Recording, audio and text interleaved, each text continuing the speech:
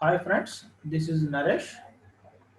This is my 25th lecture on design of mission members 2 subject, that is a DMM2 subject.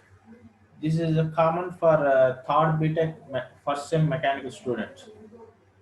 In this session, I will explain about basic functions and types of loads acting on the crankshaft. Okay, this is a crankshaft. I will explain about this component. Okay, this is a mechanical mission component. Okay,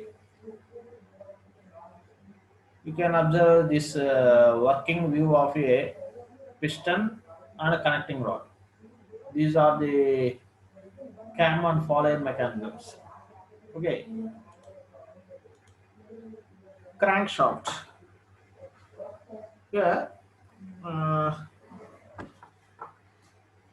this is the sectional view of a single cylinder engine.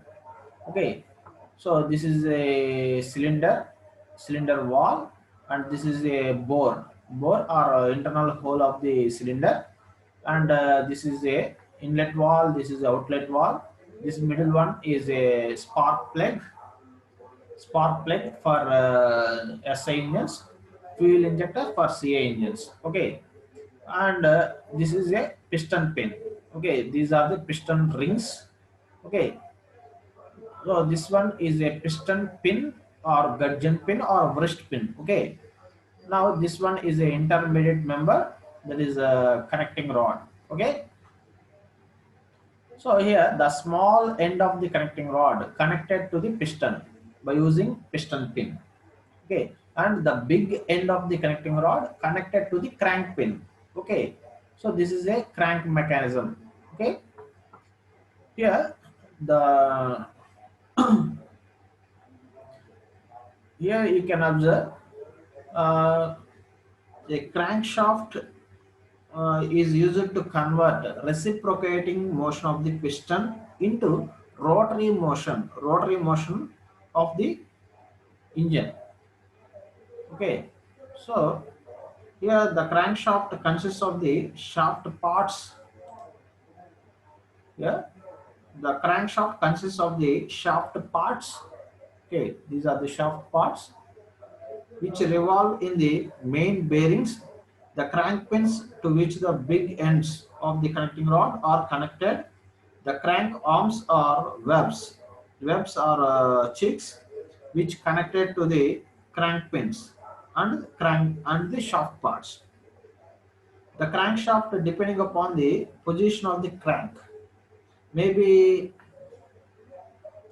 it may be side or overhang type. Okay, this is the working of a crankshaft. Here, the crankshaft converts the reciprocating motion of the piston into rotary motion. Okay, so this is the main function of the crankshaft. Okay, a crankshaft is used to convert reciprocating motion of the piston into rotary motion of the machine. Okay, so here uh, the crankshaft mainly depends upon the position of the crank. Okay, position of the crank may be divided into the two types. That is a side crankshaft or overhang crankshaft. Okay, another one is center crankshaft. I will show the here. This is a side or overhung crankshaft. Okay, this is a single cylinder crankshaft. Okay, and this one also single cylinder crankshaft. Here this is a center crankshaft. Okay, this is a center crankshaft and this is a side crankshaft. Both are used for uh, ICE engines, but these side crankshafts are widely used for horizontal engines. Okay, center crankshafts are used for vertical engines. You can observe the working working working of a crankshaft, piston, and connecting rod. Here, this is a piston. Piston reciprocates in the cylinder. Okay, and this is a connecting rod. This connecting rod converts the reciprocating motion of the piston into rotary motion. So this connecting rod acts as a intermediate member. Okay, and here you can observe this is a crankshaft shaft with crank is a crankshaft. So here this is a cheek or web. Okay, cheek or web or crank. This is a crankshaft, this is a crank. Okay, so the radius of the crank mainly depends upon the L by R ratio. Okay, the ratio of the radius of the crank mainly depends upon the L by R ratio. L is the connecting rod. Okay, length of the connecting rod. Small r is the radius of the crank.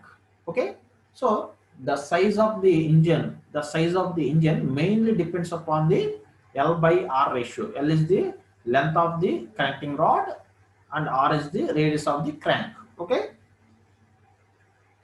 here for side crankshafts you can observe only one web is there, but center crankshafts there are two crankshafts to support the piston pin.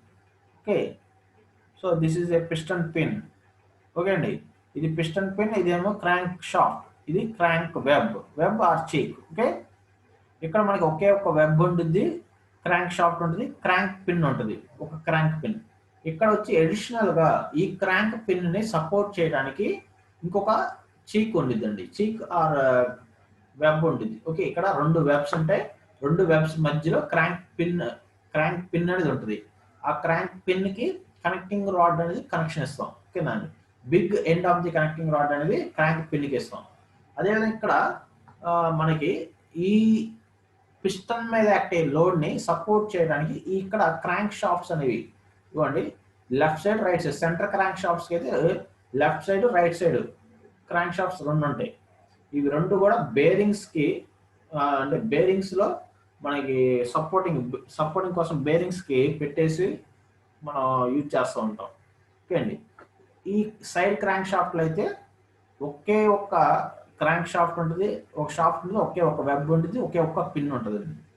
Okay అండి, so ఇక main working function అనేది same. Okay అండి, application అనేది same, but side crank shafts అనేవి horizontal engines కి అనేవి suitable అండి. అదే సెంటర్ క్రాంక్ షాఫ్ట్స్ అనేవి మనకి అన్ని టైప్స్ అంటే వర్టికల్ అండ్ హారిజంటల్ మిషన్స్ అన్నిటికీ వాడచ్చు. అంటే ఎక్కువగా మాత్రం వర్టికల్ ఇంజన్స్ కి మాత్రం ఎక్కువగా ఈ సెంటర్ క్రాంక్ షాఫ్ట్ ని ఎక్కువగా యూజ్ చేస్తూ ఉంటారు. The crankshaft, depending upon the number of cranks in the shaft, may also be classified as single throw or multi throw crankshafts. Okay అండి, సో మనకి crankshaft depending upon the number of cranks. Okay అండి, అంటే మనకి ఎన్ని crank pins అనేవి కావాలనేది, అదేవిధంగా దాన్ని బట్టి అంటే నెంబర్ ఆఫ్ సిలిండర్స్ మనకి అవసరం ఉండే నెంబర్ ఆఫ్ సిలిండర్స్ ని బట్టి వాడికి single cylinder crank shafts multi cylinder crank shafts అనేది డిపెండ్ అయి ఉంటుంది. ఓకే అండి, a crank shaft with only one side crank or centre crank is called single throw crank shaft. అంటే ఒకే ఒక సిలిండర్ కోసం అంటే ఒకే ఒక పిస్టన్ సపోర్ట్ చేయడానికి మాత్రమే మనం వాడితే క్రాంక్ అని దాన్ని సింగిల్ త్రో క్రాంక్ షాఫ్ట్ అంటాం అండి. Whereas the crankshaft with two side cranks, one on each end or with two or more center cranks is known as multi-throw crankshafts. అంటే ఒకటి కన్నా ఎక్కువ పిస్టన్స్ ని కనెక్టింగ్ రాడ్స్ ని మనం సపోర్ట్ చేయడానికి అయితే వాడే ఆ షాఫ్ట్ ని మల్టీ త్రో క్రాంక్ షాఫ్ట్స్ అంటాం. అంటే మల్టీ త్రో క్రాంక్ షాఫ్ట్ అనేది మల్టీ సిలిండర్ ఇంజిన్స్ కి మల్టీ త్రో క్రాంక్ షాఫ్ట్ అనేది యూజ్ చేస్తాం. ఓకే అండి, సింగిల్ త్రో క్రాంక్ షాఫ్ట్ అనేది సింగిల్ సిలిండర్ ఇంజిన్స్ కి మాత్రమే యూజ్ చేస్తాం. అవి పెట్రోల్ ఇంజిన్ డీజిల్ ఇంజిన్ అనేది ఏదైనా వచ్చింది, పెట్రోల్ ఇంజిన్స్ కైనా డీజిల్ ఇంజిన్స్ కైనా కానీ క్రాంక్ షాఫ్ట్ అనేది ఒకటే. ఓకే అండి, డిజైన్ ఆఫ్ క్రాంక్ షాఫ్ట్ అనేది same for petrol engines and diesel engines. Okay, So this is a single crankshaft, sorry, single cylinder crankshaft or single throw crankshaft. Okay, ఇది వచ్చి center crankshaft. So this is the quarter sectional view of this cylinder and its parts. You can observe the cross section of the cylinder. Okay, here this is a piston. Okay, this is a cylinder wall, and this one is a connecting rod, and this one is a crankshaft. This is a crankshaft. Okay, so these are the crank webs or cheeks. Okay, and this one is the half sectional view of the engine. Okay, these are the inlet and outlet walls.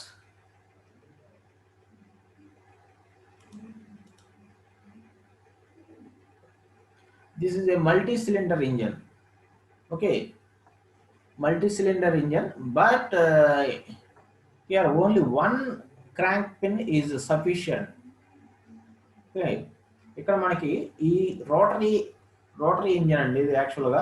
So ఇక్కడ ఈ pistons అన్ని కూడా ఒకేసారి మనకి work అవుతూ ఉంటాయి, plus ఈ అన్ని పిస్టన్స్ కూడా ఒకే చోట జాయిన్ అయి ఉంటాయండి.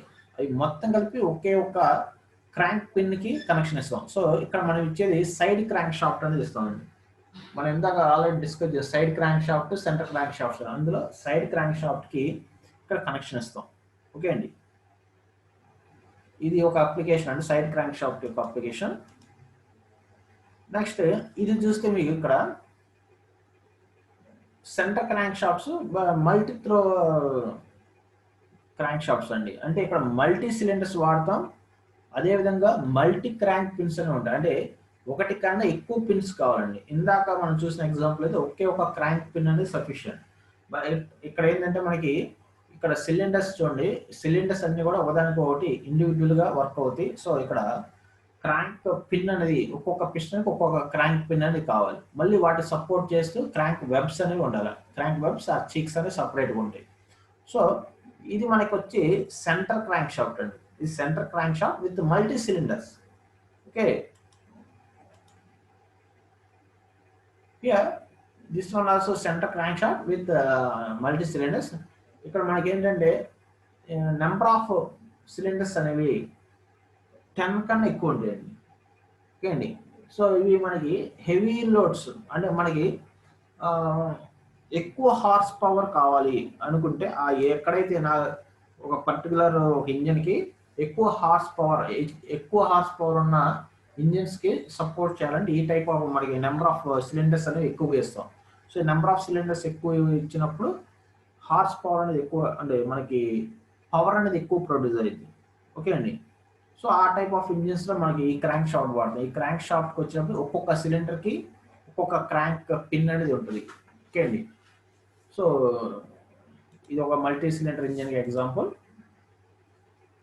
ఇది హారిజంటల్ ఇంజిన్ అండి.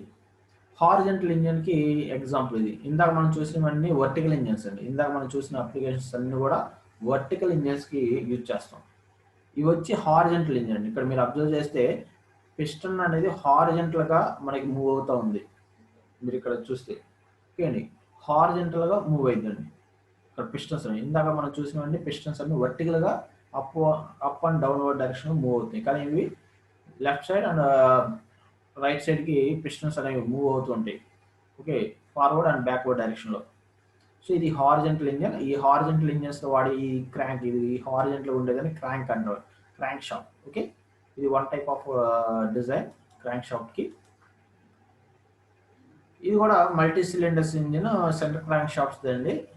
ఇక్కడ వర్టికల్ పొజిషన్స్లో మనకు ఉన్నాయి. ఇక్కడ మనం చూస్తే ఓకే, సో ఇక్కడ మనకి ఇదిగోండి, ఇవి కూడా మనకి టోటల్ ఇక్కడ చూస్తే ఇటు సైడ్ లెఫ్ట్ సైడ్ 6 పిస్టన్స్ ఉన్నాయి, రైట్ సైడ్ ఒక 6 పిస్టన్స్ ఉన్నాయి. అంటే టోటల్గా ఇక్కడ 12 సిలిండర్స్ అండి. 12 సిలిండర్స్ యూజ్ చేస్తున్నాం ఈ ఇంజిన్కి.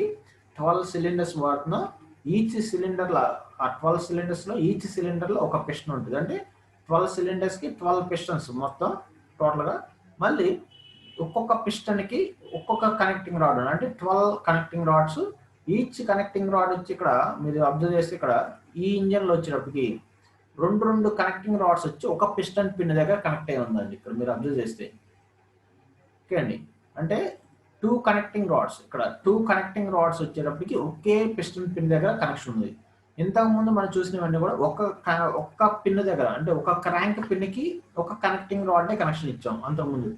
ఈ టైప్ ఆఫ్ ఇంజిన్లో ఏంటంటే మనకి అంటే ఇక్కడ టోటల్ 12 సిలిండర్స్ ఉండే, 12 పిస్టన్స్ ఉండే.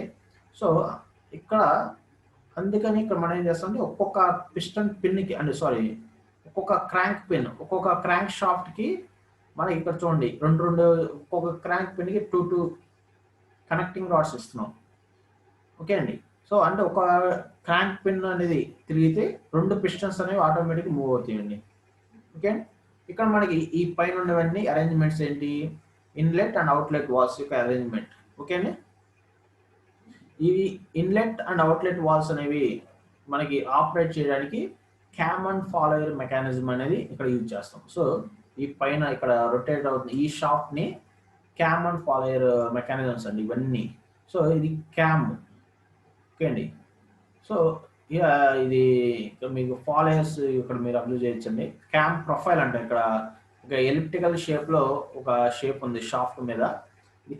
ఓకే అండి. ఇది క్యామ్ షాఫ్ట్ అంట. క్యామ్ షాఫ్ట్ ఈ cam and follower mechanism. Okay అండి. ఇది వచ్చి క్యామ్ ప్రొఫైల్ అంటాం. ఎలిప్టికల్ షేప్ లో ఉన్నదాన్ని క్యామ్ ప్రొఫైల్ అంటామండి. ఓకే అండి. సో ఇక్కడ మనకి inlet and outlet valves separate గా ఒక్కొక్క దానికి ఒక్కొక్క షాఫ్ట్స్ అనేవి అరేంజ్మెంట్ ఇస్తాం. ఓకే అండి. ఈ లెఫ్ట్ సైడ్ ఉన్న పిస్టన్స్ అన్నిటికీ ఒకటి ఇన్లెట్ వాల్స్ ఆపరేట్ చేయడానికి, ఒకటి అవుట్లెట్ వాల్స్ ఆపరేట్ చేయడానికి. ఈ రైట్ సైడ్ ఉన్నదానికి కూడా అంతే, ఇన్లెట్ వాల్స్కి ఒకటి, అవుట్లెట్ వాల్స్కి ఒకటి అరేంజ్మెంట్ ఉంటుంది. ఓకే అండి. ఇది మల్టీ సిలిండర్ ఇంజిన్స్ లో వాడే క్రాంక్ షాఫ్ట్ యొక్క డిజైన్. ఓకే.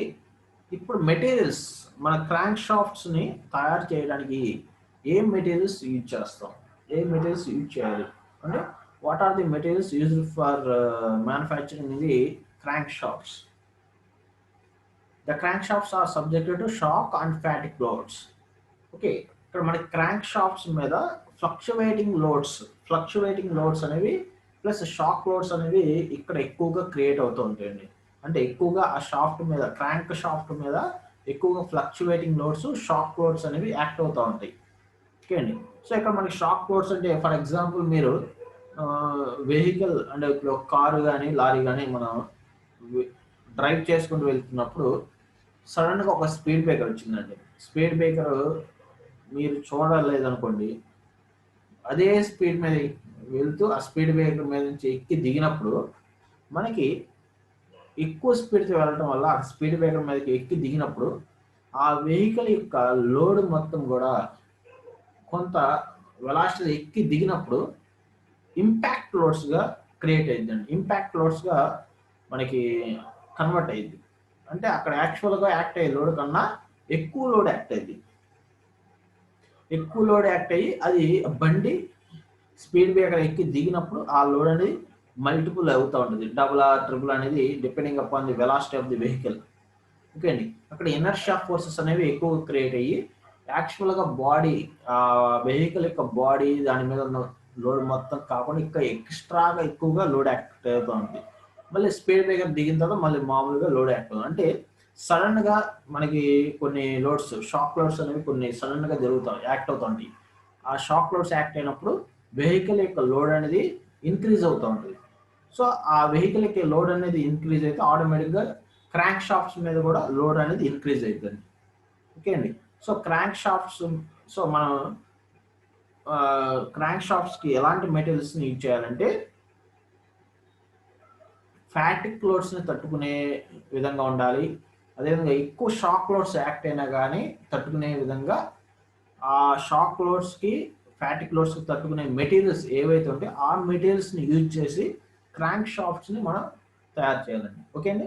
సో క్రాంక్ షాఫ్ట్స్కి వాడే మెటీరియల్స్కి ఎలాంటి ప్రాపర్టీ ఉండాలి, హై ఫ్యాటిక్ స్ట్రెంత్ ఉండాలి, high shock loads resting loads అనేవి పవర్ అనేది ఉండాలి, హై స్ట్రెంత్ ఉండాలి. That mean so thus material of the crank shaft should be tough and fatigue resistant. Okay.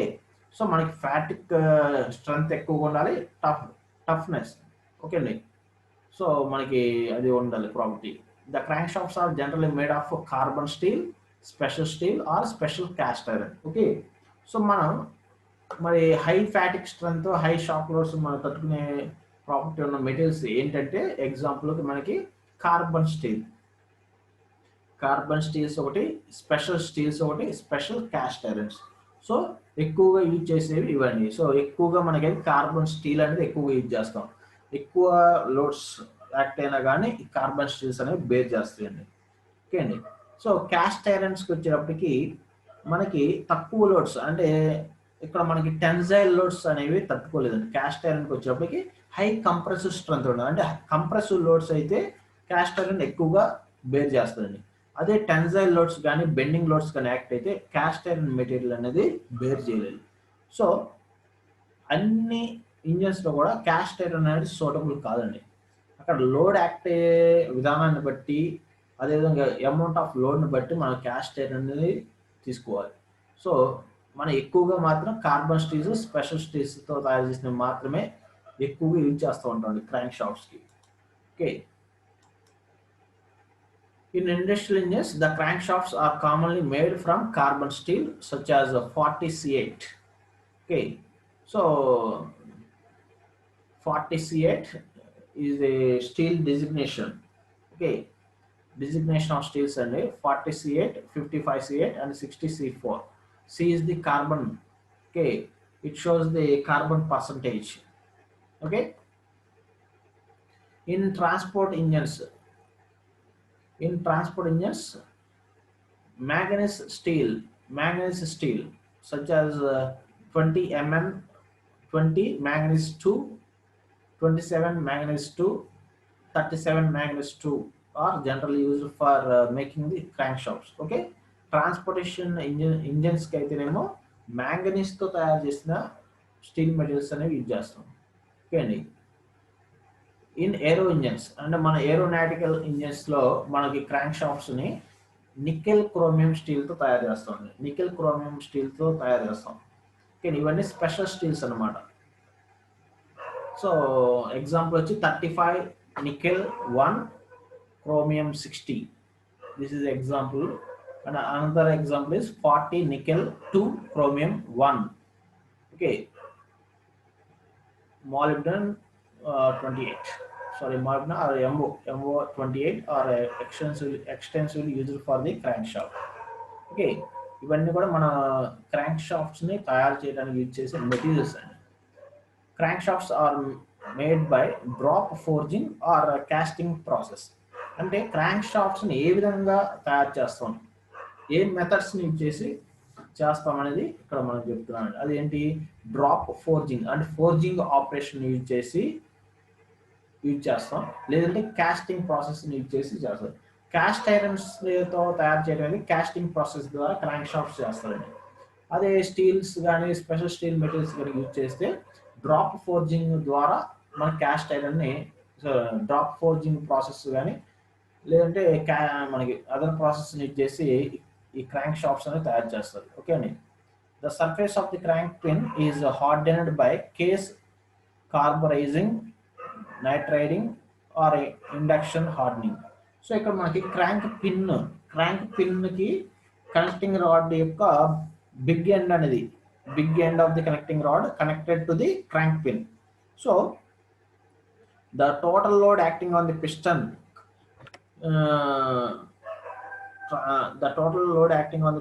equal to Fg, that is internal pressure P into pi/4 d square. Okay, this is the total load acting on the piston. That load transferred to the piston pin. Okay, so that load transferred to the connecting rod, then after that load transferred to the crank pin. Okay, so the total load acting on the piston transferred to the crank pin. So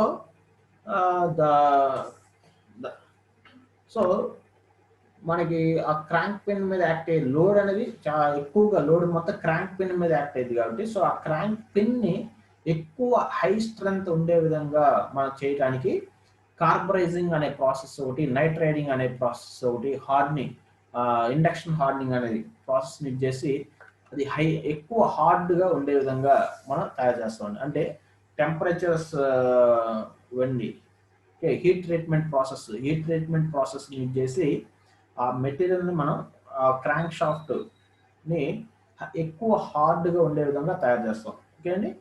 so ఇవి materials use చేసేవి. అదేవిధంగా crank షాఫ్ట్స్ని ఎలా తయారు చేస్తాం అనేది drop forging and casting process ద్వారా crank shafts చేస్తాం. Okay okay ఇక్కడ మనకి bearing pressures and stresses in crank shafts. అంటే మనకి అక్కడ డెవలప్ అయ్యే బేరింగ్ ప్రెషర్స్, క్రాంక్ షాఫ్ట్స్ దగ్గర డెవలప్ అయ్యే బేరింగ్ ప్రెషర్స్ గురించి, అదే క్రాంక్ షాఫ్ట్స్లో డెవలప్ అయ్యే స్ట్రెస్ గురించి ఇప్పుడు ఎక్స్ప్లెయిన్ చేయబోతున్నాండి. So the bearing pressure are very important in design of crank shafts. Okay so మనకి బేరింగ్ ప్రెషర్స్ అనేవి క్రాంక్ షాఫ్ట్ యొక్క డిజైన్లో వెరీ ఇంపార్టెంట్ అంటున్నాం. సో అందుకని ఇక్కడ మనం క్రాంక్ షాఫ్ట్ని డిజైన్ చేసేటప్పుడు సపోర్ట్ చేసే బేరింగ్స్ని కూడా ఇక్కడ డిజైన్ చేయాలండి కంపల్సరీ. ఆ లోడ్స్కి సూటబుల్ బేరింగ్స్ కూడా ఇక్కడ మనం డిజైన్ చేయాలి. అది వెరీ వెరీ ఇంపార్టెంట్. ఇక్కడ మనకి ఈ టాపిక్లో డిజైన్ ఆఫ్ క్రాంక్ షాఫ్ట్స్లో మనకి బేరింగ్స్ యొక్క డిజైన్ కూడా వస్తుంది ఇక్కడ. ఓకే ఎందుకంటే అది very important in design of crank shafts. Okay the maximum permissible bearing pressure depends upon the maximum gas pressure.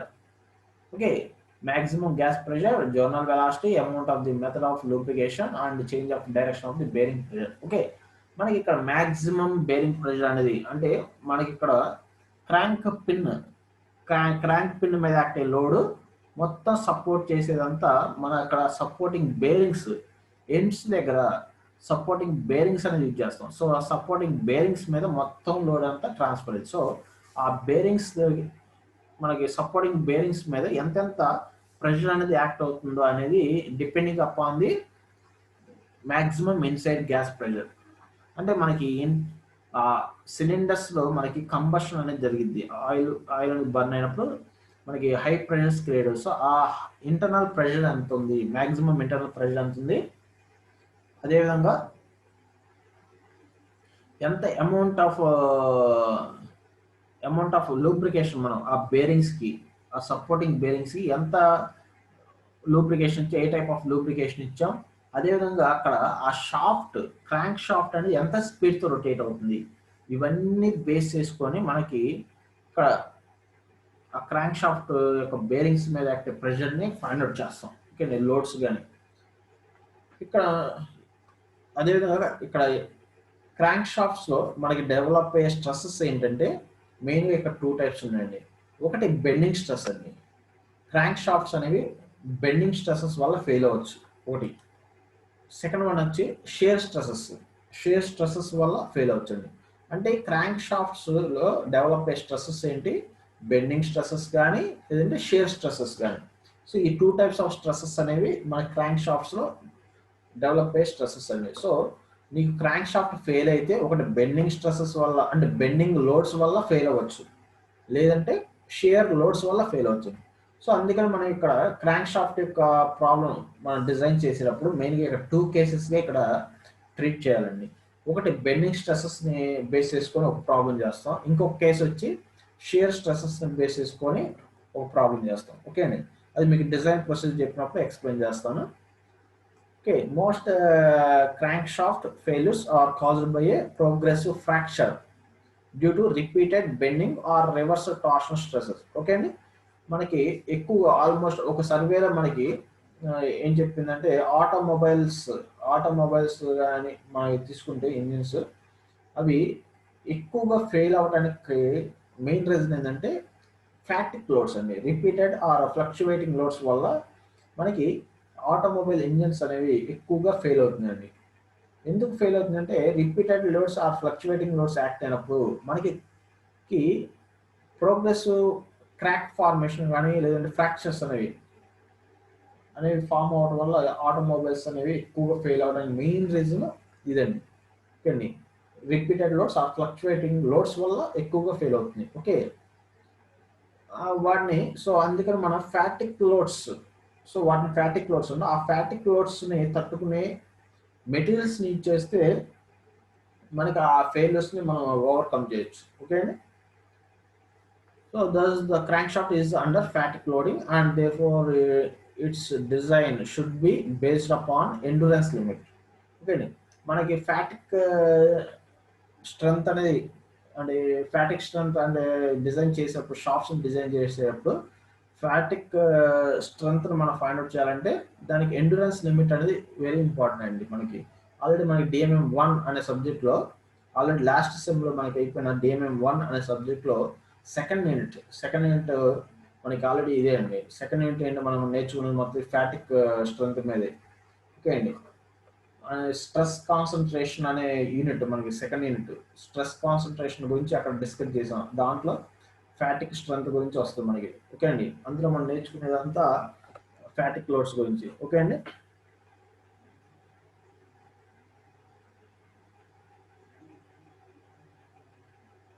So మనకి ఫ్యాటిక్ లోడ్స్ అనేవి యాక్ట్ అవుతున్నాయి కాబట్టి సో మనకి ఫ్యాక్టర్ ఆఫ్ సేఫ్టీ అనేది మినిమం 3 నుంచి 4 తీసుకోవాలి.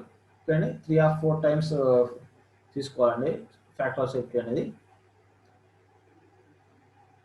The following table shows the allowable bending and shear stresses for some commonly used materials for crankshafts. Okay, మనకి endurance limits అంటే ఫ్యాటిక్ స్ట్రెంత్ కనుక్కోవడానికి ఇది యూజ్ అయ్యింది. అలౌబుల్ స్ట్రెసెస్ ఇవి మ్యాక్సిమం ఎంత స్ట్రెసెస్ వరకు మనం అలౌ చేయొచ్చు అంటే సేఫ్ స్ట్రెసెస్ అనేవి ఫైండ్ అవుట్ చేయడానికి అంటే మనం డిజైన్ చేసిన తర్వాత ఆ కాంపోనెంట్ అనేది సేఫా కాదో చెప్పండి. ఈ అలౌబుల్ స్ట్రెసెస్ విత్ ఇన్ ఈ స్ట్రెసెస్లో ఉంటే సేఫ్ అని చెప్తాను. క్రోమ్ నికెల్ మెటల్కి అయితేనేమో బెండింగ్ స్ట్రెస్ వచ్చి 525, షేర్ వచ్చి 290. ఓకే అండి. ఇది వచ్చేటప్పటికి అలౌబుల్ స్ట్రెస్ వచ్చి మనం తీసుకునేది బెండింగ్కి అయితే 130 నుంచి 175 తీసుకుంటాం. షేర్కి అయితే 72.5 నుంచి 97 తీసుకుంటాం. ఓకే అండి. అంటే అప్పుడు మనకి ఇక్కడ చూడండి యాక్చువల్ ఇక్కడ స్ట్రెంత్ వచ్చేటప్పటికి 525, ఇక్కడ నేను తీసుకుని 130 or 150 తీసుకుంటా.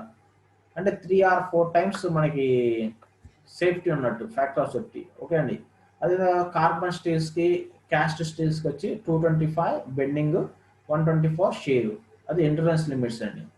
ఓకే, అలౌబుల్ అంటే మనకి ప్రాబ్లంలో మనకి మన వర్కింగ్ స్ట్రెసెస్ అనేవి అలౌబుల్ స్ట్రెస్ అంటే వర్కింగ్ స్ట్రెసెస్. ఆ వర్కింగ్ స్ట్రెసెస్ అనేవి 56 నుంచి 75 వరకే మనం అలౌ చేస్తాం. అంతకంటే ఎక్కువ యాక్ట్ అయితే మనం అది డిజైన్ అనేది సేఫ్ కాదని రాస్తుంది. ఓకే అండి. కాంపోనెంట్ మళ్ళీ రీడిజైన్ చేయాల్సి వస్తుంది. ఎలై క్యాస్ట్ ఐరన్కి 140 bending 140, shear stress 140. Allowable stresses వచ్చి 35 నుంచి 47 ఉంటుంది. 30. సో ఈ రెండు సేమ్. ఓకే అండి. క్యాస్ట్ ఐరన్కి సో ఇవి మనకి ప్రాబ్లమ్స్ చేసేటప్పుడు మనకి అంటే ఇండస్ట్రీస్లో మనకి రియల్ అప్లికేషన్ మనం ఏదైనా క్రాంక్ షాప్స్ అక్కడ ఇండస్ట్రీస్లో డిజైన్ చేసేటప్పుడు మనం మాన్యువల్గా వచ్చిన క్యాలిక్యులేషన్స్ని ఇక్కడ చెక్ చేసుకోవాలండి. వీటిలో మనకు వచ్చిన వాల్యూ విత్ ఇన్ ఈ లిమిట్స్లోనే ఉందా లేదా అని చెక్ చేసుకుంటాం. లేకపోతే అది అన్సేఫ్ అండి. ఓకే అండి. మళ్ళీ రీడిజైన్ చేసుకోవాలి. ఓకే, ఈరోజు ఇక లాస్ట్ టాపిక్ అండి చెప్పేది design procedure for crank shaft. అసలు ఎలాంటి స్టెప్స్ అనేవి మనకి మెయిన్గా ఇక్కడ ఉంటాయి. ఓ డిజైన్ చేయాలంటే క్రాంక్ షాఫ్ట్ని డిజైన్ చేయాలంటే మనం ఏమేమి ఇక్కడ ఫైండ్ అవుట్ చేయాలి. ఓకే, ఫస్ట్ స్టెప్ ఏం చేయాలంటే ఫస్ట్ మనం ఏం కనుక్కోవాలంటే first of all find the magnitude of the various loads on the crank shaft. Okay, ఇక్కడ మనకి ఫస్ట్ ఏం చేయాలంటే క్రాంక్ పిన్ మీద యాక్ట్ అయ్యే డిఫరెంట్ లోడ్స్ అనేవి ఫస్ట్ ఫైండ్ చేయాలి. ఇక్కడ ఈ ఎగ్జాంపుల్ డయాగ్రామ్ తీసుకుంటే ఇది సింగిల్ సిలిండర్కి వాడే క్రాంక్ షాఫ్ట్ అండి. సింగిల్ సిలిండర్కి మాత్రమే. నేను సింగిల్ సిలిండర్ ఇంజిన్ గురించి ఇక్కడ ఎక్స్ప్లెయిన్ చేయాలి. మనకున్న ప్రాబ్లమ్స్ అన్నీ కూడా మన సింగిల్ సిలిండర్ ఇంజిన్స్కి మాత్రమే ఇక్కడ మనం ప్రాబ్లమ్ సాల్వ్ చేస్తామండి. మల్టీ సిలిండర్కి యూజ్ చేసే క్రాంక్ షాఫ్ట్స్ అనేది ఇక్కడ మనం డిస్కస్ చేయము. ఓన్లీ సింగిల్ సిలిండర్కి యూజ్ చేసే మాత్రం ఇక్కడ డిస్కస్ చేస్తాం. సో ఇక్కడ మనకి చూస్తే ఇది క్రాంక్ పిన్ అండి. ఇది క్రాంక్ పిన్, ఇది క్రాంక్ షాఫ్ట్. ఇది మొత్తం ఈ హారిజాంటల్ ఇది మొత్తం క్రాంక్ షాఫ్ట్. ఇది ఒకటి క్రాంక్ పిన్. సో ఈ క్రాంక్ పిన్ దగ్గర మనకి బిగ్ ఎండ్ కనెక్టింగ్ రాడ్ యొక్క బిగ్ ఎండ్ అనేది క్రాంక్ పిన్కి ఇస్తాం కనెక్షన్. సో కనెక్టింగ్ రాడ్ మీద యాక్ట్ అయ్యే లోడ్ మొత్తం కూడా ఈ క్రాంక్ పిన్ మీద యాక్ట్ అయ్యి. సో ఈ క్రాంక్ పిన్ మీద యాక్ట్ అయ్యే loads a type of loads act అవుతున్నాయి, ఏ విధంగా యాక్ట్ అవుతున్నాయి అనేది ఫస్ట్ స్టెప్లో మనం కనుక్కోండి. స్టెప్ 1లో ఫస్ట్ నువ్వు ఐడెంటిఫై చేయాలి లోడ్స్ అనేవి ఇక్కడ ఏవేవి లోడ్స్ యాక్ట్ అవుతున్నాయి ఈ క్రాంక్ పిన్ మీద. ఓకే, ఆ క్రాంక్ పిన్ మీద యాక్ట్ అయ్యే లోడ్స్ అనేవి అంటే రేడియల్ లోడ్స్ యాక్ట్ అవుతున్నాయా, లేదు యాక్సిల్ లోడ్స్ యాక్ట్ అవుతున్నాయా, ఓకే అండి, లేదు ఫ్యాటిక్ లోడ్స్ యాక్ట్ అవుతున్నాయా, ఏ టైప్ ఆఫ్ లోడ్స్ ఇక్కడ యాక్ట్ అవుతుంది అనేది ఫస్ట్ స్టెప్ మనం కనుక్కోండి. ఏ టైప్ ఆఫ్ లోడ్స్ యాక్ట్ అవుతున్నాయి అనేది కనుక్కోవడం స్టెప్ 1. ఓకే అండి.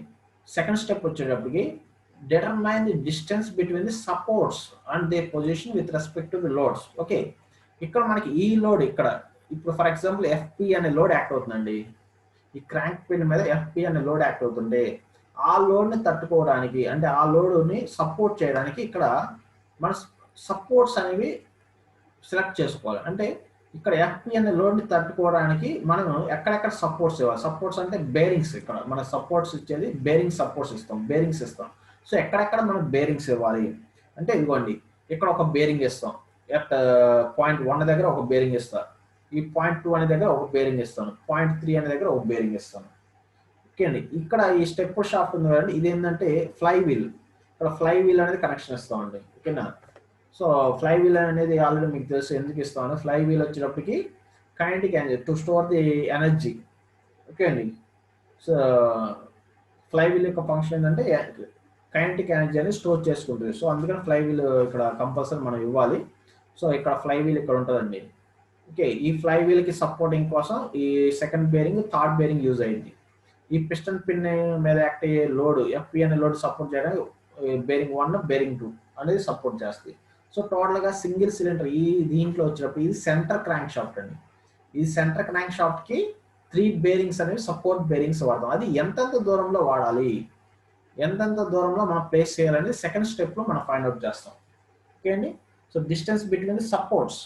ఓకే, సెకండ్ స్టెప్లో determine the distance between supports. అంటే ఇక్కడ నేను సపోర్ట్స్ అనేవి ఈక్వల్ డిస్టెన్స్లో B1 B2 డిస్టెన్స్ అండి. బేరింగ్ 1కి బేరింగ్ 2కి మధ్యలో B1 B2 డిస్టెన్స్. అదే బేరింగ్ 2కి బేరింగ్ 3కి మధ్యలో C2 C1 అనే దూరం అనేది ఇక్కడ ప్లేస్ చేయాలి. సో ఇక్కడ మనకి సెకండ్ స్టెప్లో వచ్చేటప్పుడు మనం ఏం ఫైండ్ అవుట్ చేయాలంటే ఈ డిస్టెన్స్ అండి B1 B2 C1 C2 ఈ 4 డిస్టెన్సెస్ కనుక్కోవాలి. It is B and capital C. B and C అనే ఈ 2 వాల్యూస్ మనం స్టెప్ నెంబర్ 2లో మనం ఫైండ్ అవుట్ చేయాలి. అంటే డిస్టెన్స్ బిట్వీన్ ది 2 బేరింగ్స్ అనేది ఫైండ్ అవుట్ చేయాలి. ఓకే అండి.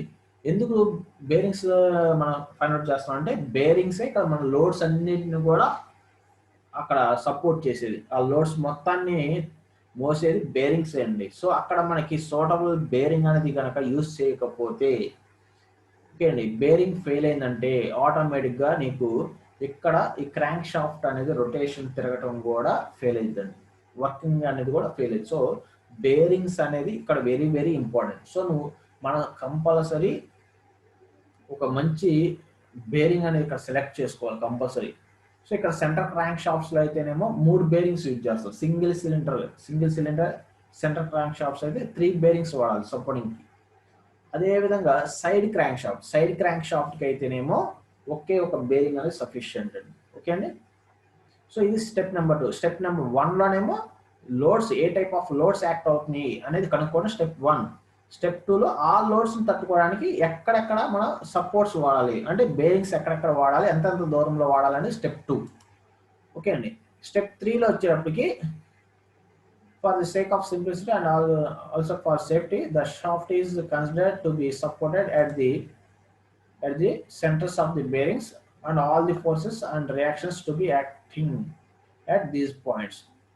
The distance between the supports depend upon the length of the bearings, which in turn depend on the diameter of the shaft because of the allowable bearing pressures. Okay అండి. So ఇక్కడ ఈ step number 3లో వచ్చినప్పుడు మనకి bearing sizes, బేరింగ్లో develop అయ్యే bearing pressures ఇవన్నీ కూడా మనకి main అండి. స్టెప్ నెంబర్ 4కి వచ్చేటప్పటికి మనకి ఇవ్వండి ఇక్కడ ఈ వర్టికల్గా ఇక్కడ ఉండి చూసే వాటిని చీక్స్ అంటాం, వెబ్స్ లేదంటే చీక్స్ అంటాం. సో ఈ క్రాంక్ వెబ్స్ అనేవి ఎంత సైజులో ఉండాలి అనేది ఇక్కడ ఫైండ్ అవుట్ చేయాలండి. ఓకే అండి. అంటే ఈ చీక్స్ని డిజైన్ చేయడం అనేది స్టెప్ నెంబర్ 4. ఓకే అండి. దానికి ఫార్ములాస్ ఇవి 0.4 టైమ్స్ ది డిఎస్. డిఎస్ అంటే diameter of the shaft. Okay అండి. నా ఇక్కడ స్టెప్ నెంబర్ 5లో మళ్ళీ అగైన్ మనకి ఇక్కడ ఆ సపోర్ట్స్కి ఆ చిక్స్కి మధ్యలో ఉన్న దూరము, వాటి చిక్స్ యొక్క డైమెన్షన్స్, విడ్త్ ఎంత, థిక్నెస్ ఎంత ఉంది అనేది కనుక్కోవడం step number 5. Step number 6 last step అనేది. లాస్ట్ స్టెప్లో వచ్చినప్పటికి allowable bending stresses, share stresses అనేవి ఇక్కడ అజ్యూమ్ చేసుకుంటాం. ఓకే అండి. ఆ తర్వాత వాటికి తగ్గట్టు వాటిని బేర్ చేసే విధంగా మన సూటబుల్ డైమెన్షన్స్, క్రాంక్ షాఫ్ట్కి కావాల్సిన సూటబుల్ డైమెన్షన్, ఫైనల్ డైమెన్షన్స్ అనేవి ఇక్కడ ఫైండ్ అవుట్ చేస్తాం. ఓకే అండి. సో ఇది మొత్తం మనకి రేపు నెక్స్ట్ క్లాస్కి వచ్చేటప్పటికి ఇన్ డీటెయిల్గా ఈ క్రాంక్ షాఫ్ట్స్ అనేవి ఎలా డిజైన్ చేయాలనేది నెక్స్ట్ క్లాస్లో రేపు నేను ఎక్స్ప్లెయిన్ చేస్తాను. Okay thank you.